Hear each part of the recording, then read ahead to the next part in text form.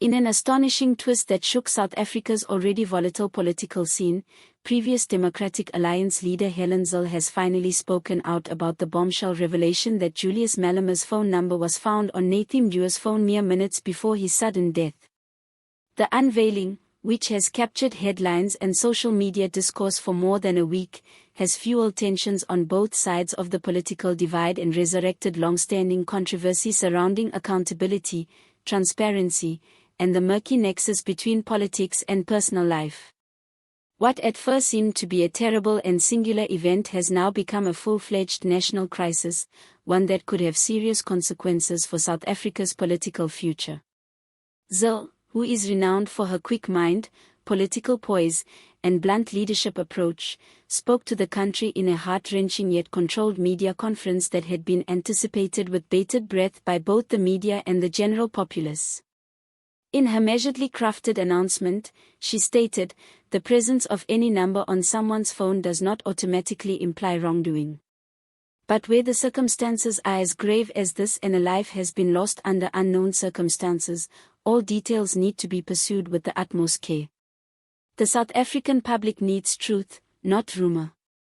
Her statements were greeted with a tone that most characterized as level-headed and sensible, recognizing the severity of the matter without fueling the fires of speculation.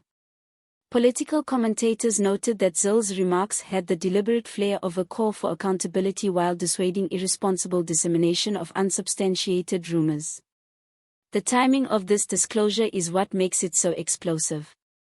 From sources close to the current investigation, it is learned that Malema's number was found on Mthethwa's call log just minutes before the former minister died. Though detectives have yet to determine whether or not the two men did in fact speak or exchange messages, already this find has spooked a hurricane of hypotheses regarding what the nature of their potential interaction may have been.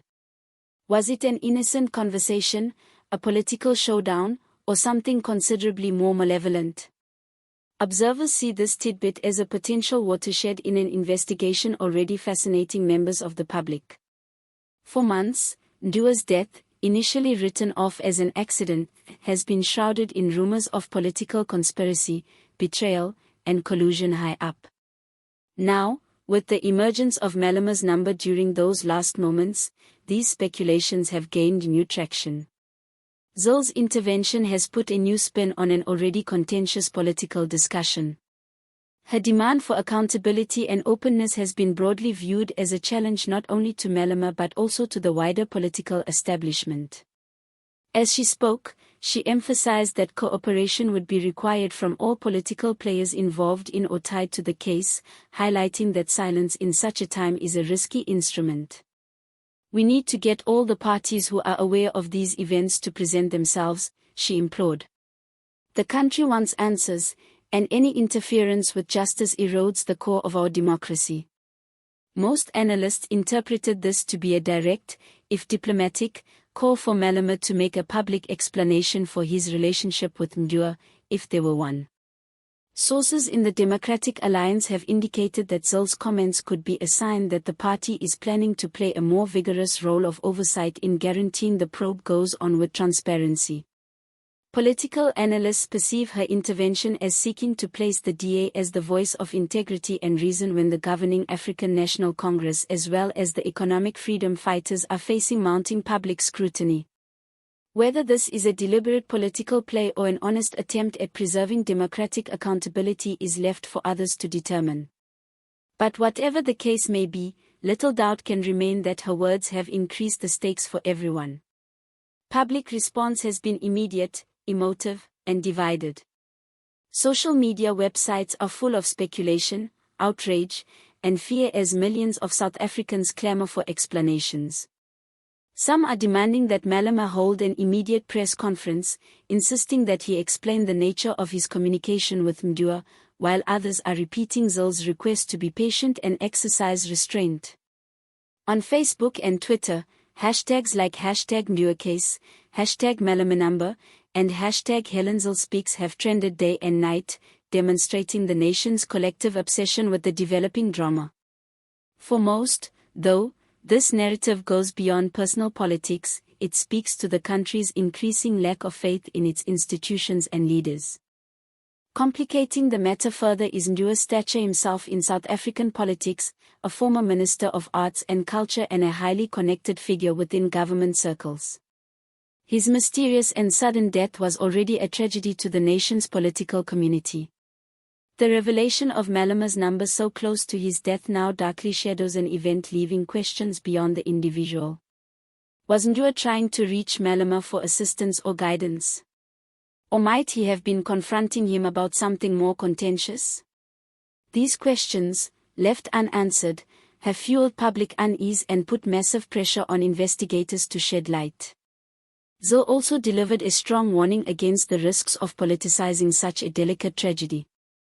We have to be careful not to allow speculation and political grandstanding to take attention away from the genuine need for justice, she said firmly.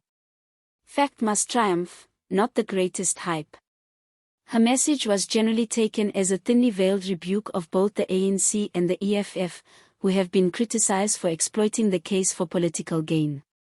Analysts contend that in doing so, Zille effectively established herself as an ethical counterbalance to the increasing trend of politicians using national crises as opportunities for political opportunism.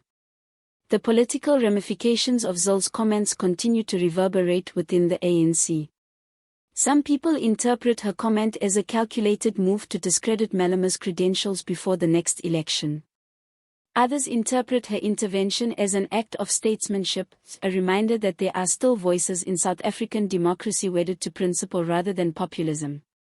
Inside the EFF, the response has been understandably defensive, with party members calling Zille's words a calculated propaganda effort aimed at tarnishing their leader. But even within Malema's camp, there are murmurs that a frank and unvarnished response from him is the only way to calm the intensifying storm. At the center of this political tempest lies one chilling question: what exactly does the finding of Malema's number on Ndua's phone really mean? As of yet, authorities have uncovered no concrete evidence to connect Malema to the murder, but the timing of the call can no longer be ignored. Officials are reported to be going painstakingly over phone records, encrypted texts, and location data in an effort to piece together Ndua's last hours. With each new disclosure, however, the mystery only appears to deepen, pulling South Africans further into a story where coincidence and conspiracy converge. For common citizens, Zille's words have offered a glimmer of sense within an ocean of uncertainty. Her call for evidence-based investigation, accountability, and restraint has spoken to a people tired of decades of scandal and disinformation. Most view her intervention as a reminder that democracy relies not on rhetoric or emotion but on justice and truth. In moments of crisis, she summed up touchingly, "We are not tested by rhetoric, but by our adherence to truth and justice." The people of South Africa deserve transparency, and it is the duty of every leader to maintain that confidence. Let us not be diverted by conjecture but informed by facts. Only then shall we be able to pay respect to the memory of the deceased and uphold the honor of our democracy. The days ahead will determine much. As the inquiry proceeds, each word, revelation, and political move will be analyzed by a public eager for the truth.